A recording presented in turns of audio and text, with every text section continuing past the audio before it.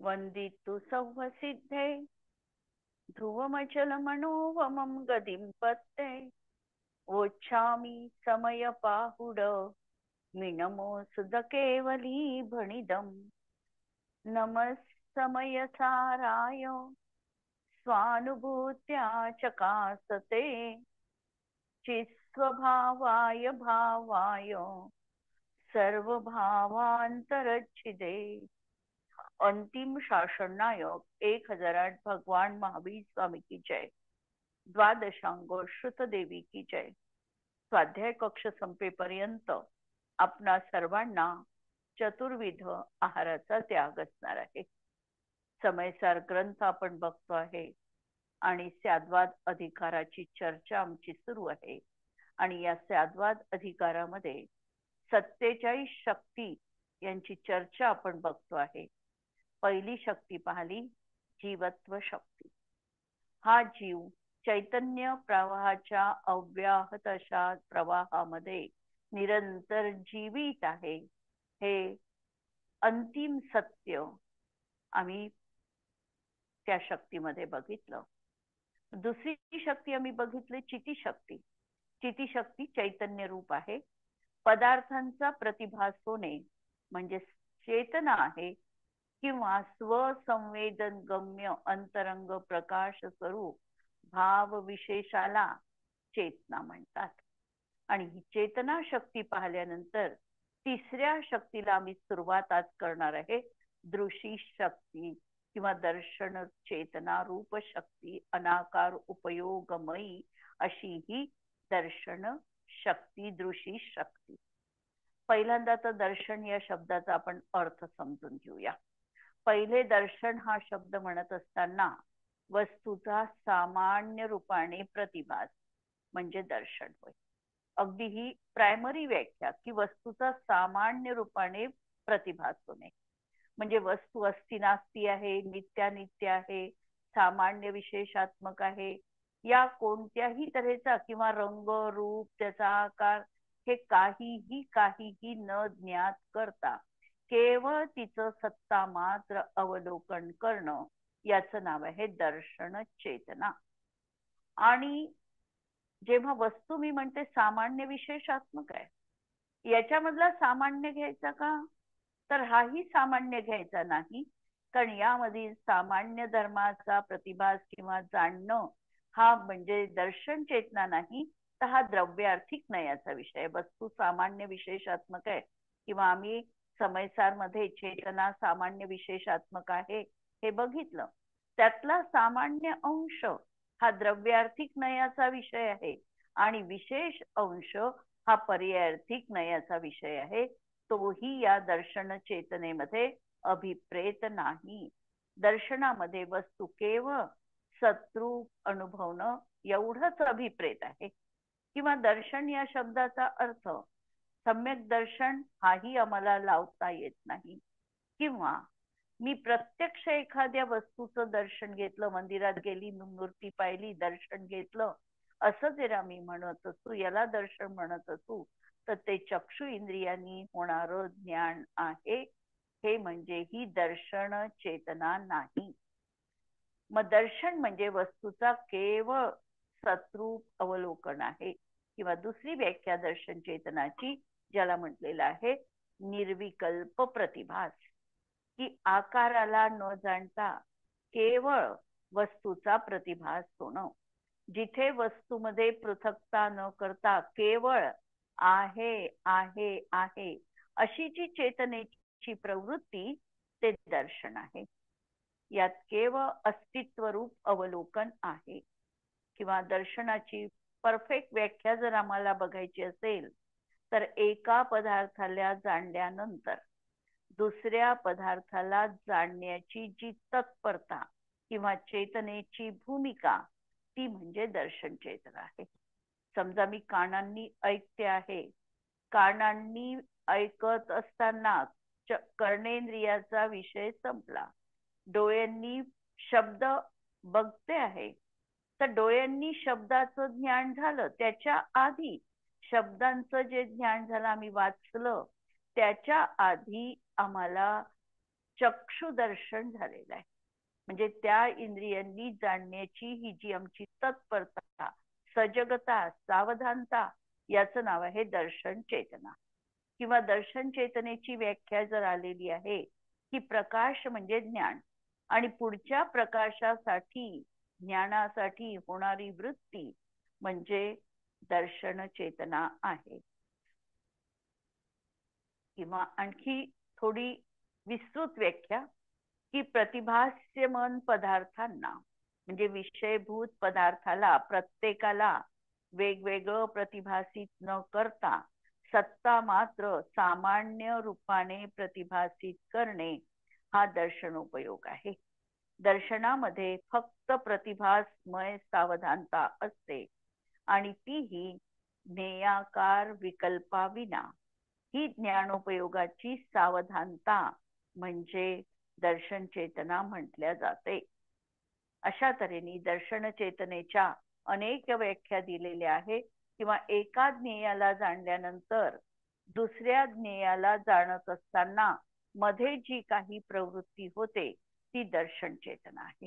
किंवा जर याला दर्शन चेतनेला आम्हाला वैज्ञानिकरित्या जर समजायचं असेल तर आम्ही हे समजू शकतो की समजा आम्हाला एखाद्या तव्याचा, गरम तव्याचा स्पर्श झाला. स्पर्श झाला म्हणजे आमचं इंद्रिय आणि तो तवा यांचा सन्निकर्ष झाला, एकत्र आले. एकत्र आलं त्या समयात आम्हाला ज्ञान होत नाही. लक्षात घ्या, गरम तव्याला बोट लागलं त्या समयात आम्हाला ज्ञान झालं नाही. स्पर्शनेंद्रियाच्या माध्यमातून ती जी संवेदना आहे ती मेंदूपर्यंत पोचली. तिथे पोचल्यानंतर तवा गरम आहे ही सूचना तिथे मिळाली. हा जो मधला वेळ लागलेला आहे ती संवेदना मेंदूपर्यंत पोचण्याचा, ही म्हणजे दर्शन चेतना आहे. आणि या दृष्टीने दर्शन हे 4 इंद्रियांनी आणि मनानी पण होतं. म्हणजे डोळ्यांनी तर होतच होतं, परंतु बाकीच्या 4 इंद्रियांनी पण दर्शन होणार आहे. म्हणजे स्पर्शनेंद्रियापूर्वीची असणारी सावधानता म्हणजे दर्शन चेतना. चक्षुदर्शन, अचक्षुदर्शन म्हटलं त्याला, अचक्षुदर्शन. किंवा रसनेंद्रियाच्या आधी होणारी सावधानता, ते देखील रसना इंद्रियाच्या आधी होणारा सामान्य प्रतिभास, यालाही अचक्षुदर्शन असं म्हटलेलं आहे. आम्हाला ही इथे जी शक्ती पाहायची आहे ती अभेद रूप पाहायची आहे, पारिणामिकी पाहायची आहे. इथे कर्माची विवक्षा आम्हाला लावायची नाही. अभेद रूप शक्ती पाहायची आहे, दृष्टी शक्ती. पण ती दृष्टी शक्ती समजण्यापूर्वी आम्हाला हे 4 दर्शनोपयोग समजले पाहिजे. चक्षुदर्शनोपयोग, अचक्षुदर्शनोपयोग, अवधी दर्शनोपयोग आणि केवल दर्शनोपयोग. हे 4 दर्शनाचे प्रकार आहे, भेद आहे. या भेदांना समजल्यानंतर, कारण भेदाला समजल्याशिवाय आम्हाला अभेद समजू शकत नाही. व्यवहाराने जाणल्याशिवाय आम्हाला डायरेक्ट निश्चय जाणता येत नाही. आणि म्हणून या भेदांच्या माध्यमातून हे 4 दर्शन पहिल्यांदा आम्ही बघू. चक्षुदर्शन, चक्षु इंद्रियाच्या, चक्षुरेंद्रियाच्या ज्ञानापूर्वी होणारा सामान्य प्रतिभास म्हणजे चक्षुदर्शन. एवढं लक्षात ठेवायचं आहे आम्हाला. आणि व्याख्या करेक्ट पाहायची आहे. म्हणजे चक्षु इंद्रियांनी होणाऱ्या ज्ञानापूर्वीची सावधानता म्हणजे दर्शन, चक्षुदर्शन उपयोग आहे. याची व्याख्या पाहताना करेक्ट व्याख्या ही आहे की चक्षु दर्शनावरण कर्माचा क्षयोक्षम असताना बहिरंग द्रव्येंद्रियाच्या अवलंबनाने, म्हणजे चक्षुदर्शन कर्माचा क्षयोक्षम हे अंतरंग निमित्त कारण झालं. आमचे चक्षु योग्य इंद्रिय तिथे आहे, द्रव्येंद्रियाचं अवलंबन आहे, म्हणून बहिरंग द्रव्येंद्रियाच्या अवलंबनाने मूर्त सत्ता सामान्याला, जे संव्यावहारिक प्रत्यक्ष म्हटल्या जाते पण निश्चयाने परोक्ष, निर्विकल्प, एकदेशतः अवलोकन करते, ते चक्षुदर्शन आहे. एक एक शब्द मी आता या व्याख्येतला समजून सांगते. की या ठिकाणी अंतरंग निमित्त कारण असणारे चक्षुदर्शनावरण कर्माचा क्षयोक्षम, बाह्य निमित्त कारण असणारे आमच्या चक्षु इंद्रियांची परिपूर्णता म्हणजे द्रव्येंद्रियाची परिपूर्णता, याचं अवलंबन घ्यावं लागणार आहे. नंतर चक्षुनी जे ज्ञान होणार आहे किंवा दर्शन होणार आहे ते मूर्त पदार्थाचं होणार आहे, म्हणजे मूर्तिक पदार्थांचं होणार आहे, म्हणजे ज्यामध्ये स्पर्श रसगंध वर्ण आहे अशा पुद्गल द्रव्याचंच आम्हाला दर्शन किंवा ज्ञान होणार आहे. म्हणून मूर्त सत्ता सामान्याला, सत्ता सामान्याला म्हणजे पूर्ण सामान्य वस्तूला, म्हणजे साकार निराकार प्रतिभासमय असं जे, ज्याला आम्ही म्हणतो संव्यावहारिक प्रत्यक्ष, कारण मी ही वस्तू प्रत्यक्ष पाहिली असं आमचं कथन असतं, पण निश्चयाने इंद्रियांचं अवलंबन घेऊन जे जाणणं होणार आहे ते परोक्षच असणार आहे. नंतर आम्ही साकार जाणलं नाही, भेदरूप जाणलं नाही, म्हणून दर्शन निर्विकल्प आहे. ते कमी एका माध्यमातून जाणू शकतो, म्हणून एक देशता आहे आणि अवलोकन करणं हा त्याचा गुणधर्म आहे, म्हणून अवलोकन करते ते चक्षुदर्शन आहे. म्हणून परफेक्ट व्याख्या, चक्षुदर्शनावरण कर्माचा क्षयोक्षम असताना बहिरंग द्रव्येंद्रियाच्या अवलंबनाने मूर्त सामान्याला जे संव्यावहारिक प्रत्यक्ष पण निश्चयाने परोक्ष आहे असं निर्विकल्प एक देशतः अवलोकन करते त्याला चक्षुदर्शन असं म्हटलं जातं. अचक्षुदर्शनामध्ये देखील हीच व्याख्या लावायची आहे, फक्त शब्द आम्हाला बदलायचे. स्पर्श रसना घ्राण आणि श्रोत्रेंद्रिय आणि मन यांच्या आवरण कर्माचा क्षयोक्षम असताना त्या त्या बहिरंग द्रव्येंद्रियाच्या अवलंबनाने मूर्त सत्ता सामान्य निर्विकल्प परोक्ष रूप एक देशतः अवलोकन करते ते अचक्षुदर्शन आहे. अचक्षुदर्शन चक्षु सोडून बाकी 4 इंद्रियांनी होणार आहे आणि मनानी पण होणार आहे. पहिल्यांदा आम्ही 4ला जर वेगळं केलं तर ते इंद्रियांचं अवलंबन घ्यायचं आणि मनासाठी मात्र थोडं मानस अचक्षुदर्शन असं म्हणून त्या ठिकाणी मनोन नो इंद्रियावरण कर्माचा क्षयोक्षम असताना, वरच्या व्याख्येत आम्ही फक्त मूर्तिक घेतलेलं होतं, पण मनाचा विषय मूर्तिक आणि अमूर्तिक दोन्ही पदार्थ आहे, म्हणून मूर्त आणि अमूर्त अशा समस्त द्रव्यांमध्ये सत्ता सामान्याला परोक्ष रूपाने निर्विकल्पतः अवलोकन करते ते मानस अचक्षुदर्शन आहे. यामध्ये मूर्तिक आणि अमूर्तिक दोन्ही पदार्थ अभिप्रेत आहे आणि सहकारी निमित्त कारण या ठिकाणी असणारे अष्टपांखुडीच्या आकाराच्या द्रव्यमनाच्या अवलंबनाने. नंतर अवधी दर्शन, तर अवधी दर्शनावरण कर्माच्या क्षयोक्षमाने मूर्त वस्तूमध्ये प्राप्त सत्ता सामान्याला एक देशतः आतापर्यंत 2 दर्शन मध्ये परोक्ष लावलं, हे प्रत्यक्ष दर्शन आहे, म्हणून प्रत्यक्ष निर्विकल्प अवलोकन करते ते अवधी दर्शन आहे.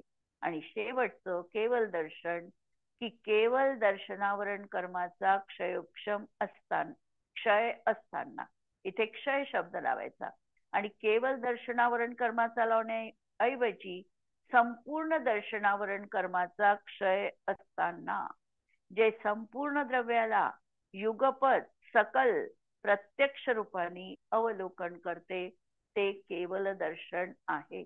अशा तऱ्हेने दर्शन शब्द काय आहे नेमका हे आपण त्या ठिकाणी पाहिलं आणि दर्शनाचे भेद प्रभेद बघितले आणि या भेद प्रभेदांना गौण करून यामधला कुठलाही भेद शक्तीमध्ये आम्हाला अभिप्रेत नाही, कारण शक्ती ही पारिणामिकी आहे, शक्ती ही अनादी अनंत आहे, त्याच्यामध्ये आम्हाला भेद कल्पना मान्य नाही. भेद आम्हाला गौण करायचे आहे आणि अभेद असा अनुभव तिथे अभिप्रेत आहे. परंतु अभेद समजण्यासाठी आम्ही पहिल्यांदा भेदाच्या माध्यमातून ही 4 दर्शन गुणाच्या आम्ही भाव पाहिलेला आहे. आता दृशी शक्ती कशी आहे तर अनाकार उपयोगमयी दृशी शक्ती, तिसरी शक्ती आहे ही आमची. हे मम आत्मन, सगळे संबोधन जे आहे किंवा समयसार ग्रंथच जो आहे हा संपूर्ण स्वतःसाठी ग्रंथ आहे. याच्यामधलं प्रत्येक संबोधन आम्हाला आमच्या आत्मतत्वावर घटित करायचं आहे. आणि म्हणून या शक्तीमध्ये देखील आम्ही अंतर्मुख होऊन बघायचं आहे की हे मम आत्मन, तू चैतन्य स्वरूपी आहे. हे चैतन्य दर्शन ज्ञान रूप आहे. जी आम्ही व्याख्या बघितली, चेतना म्हणजे ज्ञान आणि दर्शन, तर ते चैतन्य दर्शन आणि ज्ञान रूप आहे. एकदा जर ज्ञान चक्षु आमचे उद्घाटित झाले तर जीवनामध्ये क्रांती घडेल. आम्हाला वस्तू स्वरूप योग्य रीतीने ज्ञात झाले. आमची जी मोहाचा पडदा होता, मिथ्यात्व जे होतं, हे जीवनात बाजूला झालं आणि आम्हाला समीचीन ज्ञानाचा प्रकाश जीवनात आला. आमच्या जीवनामध्ये आमचं जीवन रूपांतरित करणारी ही अशी अद्भुत क्रांती आमच्या जीवनात घडली. तू तुझ्या चैतन्याचं अवलोकन करू शकशील आणि यापेक्षा दुसरी अद्भुत गोष्ट काय असणार आहे.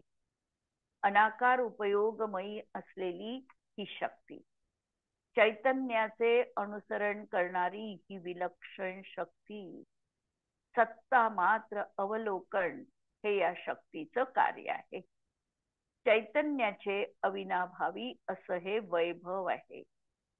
आत्म्याचं जीवन चैतन्य रूप आहे आणि हे चैतन्य दर्शन ज्ञान रूप आहे. आत्मा ज्ञानम स्वयं ज्ञानम ज्ञानात अन्य करोति किम. हा आत्मा ज्ञानमयी आहे आणि तो आपलंच कार्य प्रति समय करतो आहे. दृशी शक्ती अनाकार उपयोगमयी आहे. याचा अर्थ पदार्थामध्ये भेद न करता पदार्थाचं सत्ता मात्र अवलोकन करते. आणि इथे अनाकार शब्दाने आकार अभिप्रेत नसून वस्तू पृथक न करता हा अर्थ इथे अभिप्रेत आहे. वस्तूला निर्विकल्प जाणलं म्हणजे आम्ही वस्तूंमध्ये फरक न करता ही पण सत आहे, ही पण सत आहे, बस सत्ता मात्र आम्ही अवलोकन केलं. आम्हाला भेद प्रभेद रंग रूप आकार काहीही त्या ठिकाणी अनुभवात आलेलं नाही. हा जीव आहे, हा अजीव आहे असा भेद करून जाणणं हे ज्ञान आहे. तेव्हा स्वपर, जीव अजीव, सिद्ध असिद्ध असा कुठलाही भेद न करता सर्व सत आहे याप्रमाणे सत्ता मात्र पाहणे हे दर्शन आहे. मी मूर्तीचं दर्शन घेतलं. इथेही दर्शन या शब्दाचा अर्थ चक्षु इंद्रियांनी असणार ज्ञान आहे. आणि ज्ञान होण्यापूर्वी दर्शनासाठी आत्मसजगता, आत्मसावधानता अभिप्रेत आहे. प्रत्येक वस्तू सामान्य विशेषात्मक आहे. त्यातील सामान्य अंश म्हणजे नित्य अंश आणि विशेष अंश म्हणजे अनित्य अंश. यातील सामान्य अंशाला जाणणं हेही ज्ञान आहे आणि तो द्रव्यार्थिक नयाचा विषय आहे. केवळ सत्ता मात्र सामान्य अवलोकन ते म्हणजे दर्शन आहे. दर्शनोपयोग अनाकार आहे हे कथन ज्ञानोपयोग रूप आहे. हे वाक्य महत्वाचं आहे की दर्शनोपयोग अनाकार आहे. हे कथन कुणी केलं? कारण आम्ही प्रवक्ता, प्रत्येक गुणाचा प्रवक्ता आम्ही ज्ञानाला केलेला आहे. जे जे काही कथन होणार आहे ते सगळं कथन ज्ञान मुखानी सांगितल्या जाणार आहे. ज्ञानालाच तो अधिकार आहे, बाकीचे गुण निर्विकल्प आहे. म्हणून दर्शन हा अनाकार आहे हे कथनही आम्हाला ज्ञान मुखानी करावं लागलं, ज्ञानाच्या माध्यमातून सांगावं लागलं, किंवा तोही हा ज्ञानोपयोग आहे. भेद न करता निर्विकल्प रूपाने दर्शनोपयोग आहे, पण तरीही सर्वांना गोळाबेरीज रूपाने न करता भिन्न भिन्न रूप बघतो हा दर्शनोपयोग आहे. गोळाबेरीज नाही झाली. प्रत्येकाची सत्ता त्या ठिकाणी त्यांनी सत्तारूप अवलोकन केलेलं आहे. छद्मस्थांना दर्शन आणि ज्ञान गुणाचं युगपत परिणमन आहे. जर आम्ही दोन गुण आहे आमच्याजवळ, ज्ञान गुणही आहे आणि दर्शन गुणही आहे, तर दोन्ही गुणाच्या पर्यायी प्रतिसमय होतात आहे. दर्शन गुणाचीही पर्याय आहे आणि त्याच समयात ज्ञान गुणाची पण पर्याय होते आहे. पर्याय निरंतर बदलते आहे. ज्ञान गुणाची पर्याय बदलली तेव्हा दर्शन गुणाचीही पर्याय त्या समयात बदलत आहे. अशा तऱ्हेने दोन्ही गुणांचं परिणमन युगपत आहे, पण उपयोग मात्र एका वेळी एकाच आहे. जर दर्शनोपयोग असेल तेव्हा ज्ञानोपयोग नाही, ज्ञानोपयोग असताना दर्शनोपयोग नाही, आणि छद्म असताना ज्ञानापूर्वी दर्शनोपयोग असतोच असतो. कितीही व्यस्तता असली, कितीही व्यग्रता असली आणि कितीही आम्हाला वाटत असलं की आम्ही एकदम 2 इंद्रियांनी 3 इंद्रियांनी ज्ञान करतो आहे, तर असं होणं नाही. आमचं जे दर्शन ज्ञान होणार आहे ते क्रमवरती असणार आहे. एका इंद्रियानी एका वेळी आम्ही एकाच म्हणजे दर्शन इंद्रियानी एकाच जाणू शकणार आहे. आणि ते ज्ञान झाल्यानंतर जर आम्ही कर्णेंद्रियानी ऐकतो आहे, तर आम्हाला मध्ये कर्णेंद्रियाचा उपयोग सुरू होण्यापूर्वी दर्शनोपयोग निश्चितपणे अनिवार्यपणे होणार आहे. पण हा इतका सूक्ष्म कालावधी आहे की आम्हाला दर्शनाचं ग्रहण होत नाही. केवळ आम्ही अनुमानाने हा ज्ञात करू शकतो. दृशी शक्ती बाकीच्या शक्तींप्रमाणेच या सगळ्या शक्ती स्वयंभू आहे. हिचा काळ अनादी अनंत आहे. पर्यायी मध्ये क्रम आहे.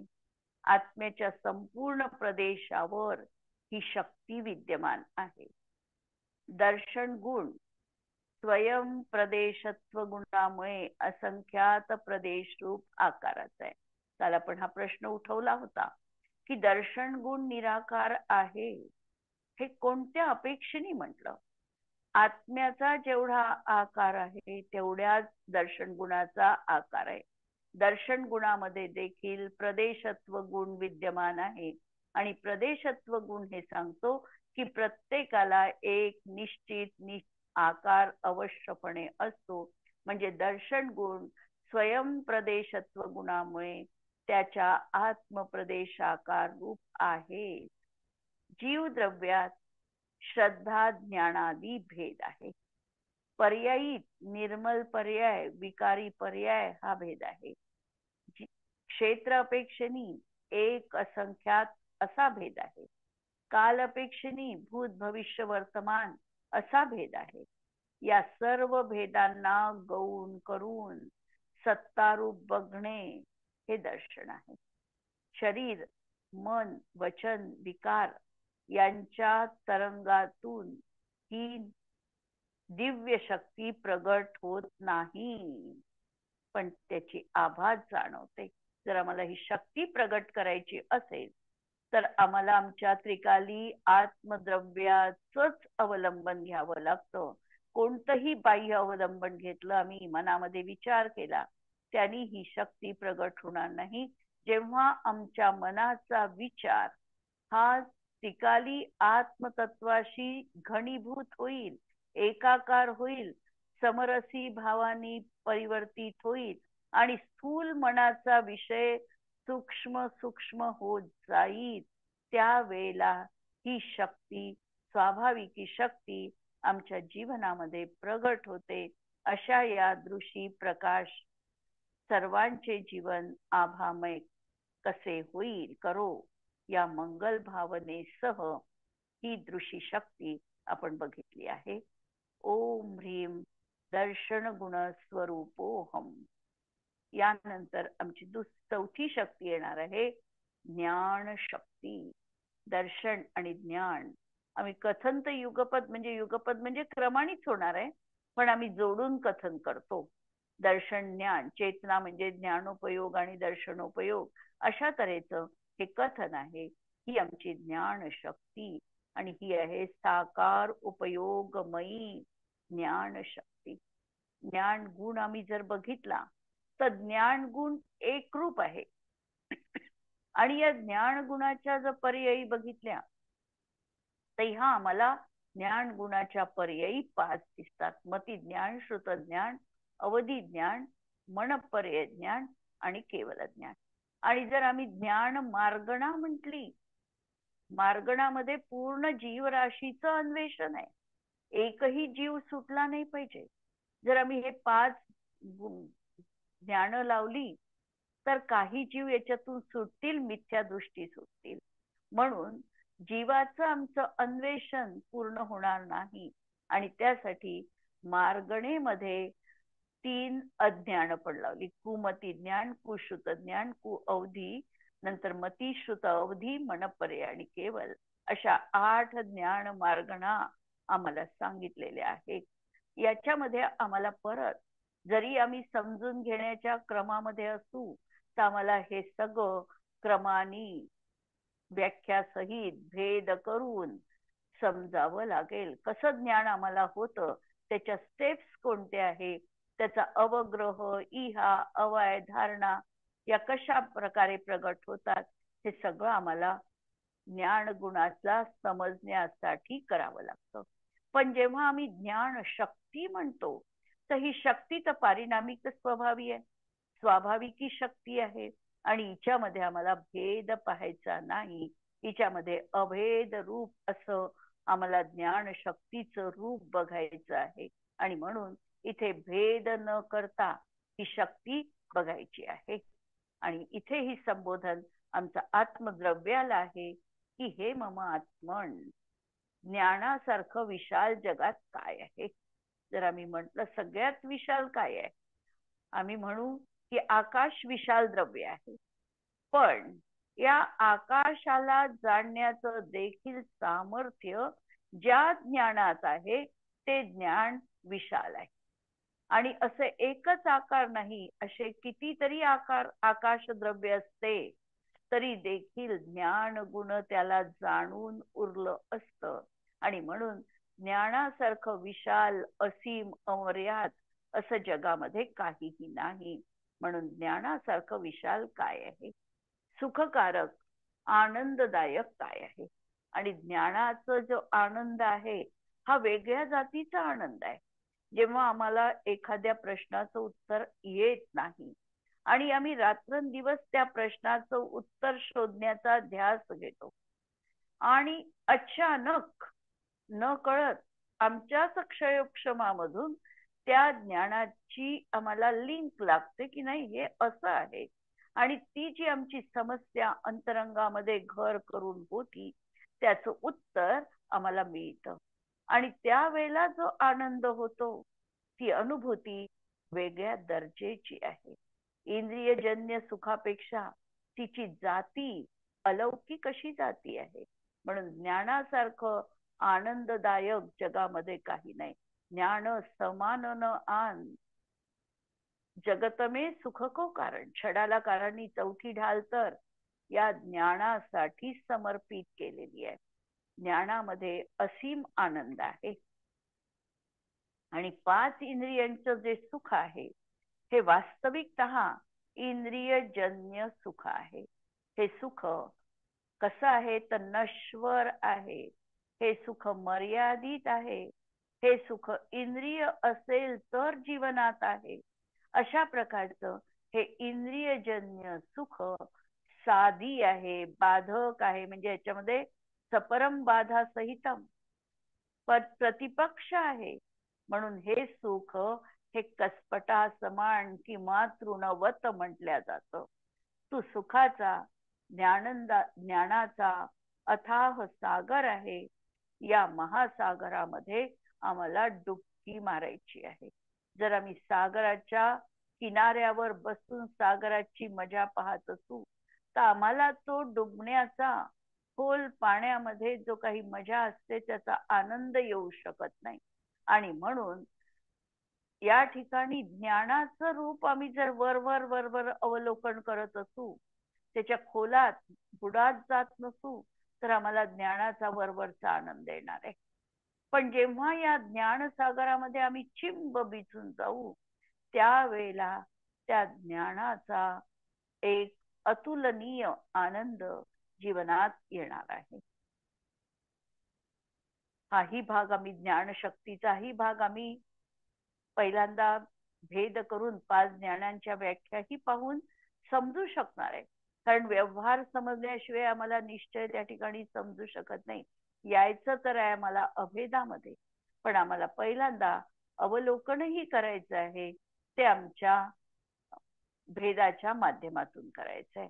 मतिज्ञान म्हणत असताना जसं आम्ही चक्षुदर्शनावर त्याला क्षयोक्षम लावला, कशाची गरज आहे हे पाहिलं, त्याप्रमाणे मतिज्ञान म्हणत असताना देखील पहिल्यांदा मतिज्ञान जीवाला कधी प्राप्त होतं याचं जर आम्ही पृथक्करण केलं तर आम्हाला दिसतं, संसार अवस्थेमध्ये मतिज्ञानावरण कर्माचा क्षयोक्षम असताना या ज्ञानाची जीवाला प्राप्ती होते. म्हणून पहिलं, मतिज्ञानावरण कर्माचा क्षयोक्षम असताना हे आम्हाला ही कंडिशन लावावी लागते. आणि त्याच वेळेला कशाच्या माध्यमातून मतिज्ञान होतं, तर 5 इंद्रिय आणि मनाच्या साह्याने. हे असल्याशिवाय संसार अवस्थेमध्ये ज्ञानाची प्राप्ती होत नाही. जाणणारा तर आत्मा आहे, पण आत्मा जाणत असताना या इंद्रियांची परिपूर्णता किंवा या इंद्रिय असल्याशिवाय आत्मा जाणता येत नाही. स्पर्श जर जाणायचा असेल तर डायरेक्ट आम्हाला आत्म्याने जाणता येत नाही. स्पर्शनेंद्रियाच्या माध्यमातूनच आत्म्याला स्पर्शाचं ज्ञान होतं. म्हणजे ही द्रव्येंद्रिय देखील आम्हाला ज्ञान करून देण्यासाठी सहकारी कारण पडतात. ज्ञान करणारा, ज्ञान झालं ते स्पर्शाचं ज्ञान झालं ते आत्म्याला झालं, पण स्पर्शनेंद्रियाच्या माध्यमातूनच झालेलं आहे. रसनेंद्रियाच्या माध्यमातूनच आम्हाला रसाचं ज्ञान होणार आहे. ज्ञान गुण आत्म्याचा, जाणणार आत्मा, आणि त्यासाठी द्रव्येंद्रियाचं अवलंबन लागलेलं आहे. म्हणून 5 इंद्रिये आणि मनाच्या साह्याने जे ज्ञान मूर्तिक आणि अमूर्तिक दोन्ही द्रव्यांना क्रमाने परोक्ष एकदेशतः असं जाणतं, ते ज्ञान मतिज्ञान आहे. असं हे आम्ही आज इथपर्यंत येऊन पोहोचलेला आहे. थोड्या उद्या या थोड्या व्याख्या पाहून आपण शक्ती पाहणार आहोत. या व्याख्या यासाठी घेतल्या, वास्तविकता शक्तीमध्ये या अंतर्भूत करण्याची गरज नाही आहे, पण तरी देखील याचं स्वरूप आम्हाला समजलं पाहिजे आणि आमची ज्ञान शक्ती ही कशी असीम आहे हेही निदर्शनाला आलं पाहिजे. म्हणून हा थोडासा विशद सांगण्याचा प्रयास आहे. इथे आपण थांबू. जिनवाणी के ज्ञान ते तुझे लोकालो, सो जिनवाणी मस्तक नमो सदा देत हूँ भो. नमो अरिहंताणम नमो सिद्धाणम नमो आयर्याणम नमो वज्रायाणम नमो लोये सवसाहुणम. सर्वांना जय जिनेंद्र.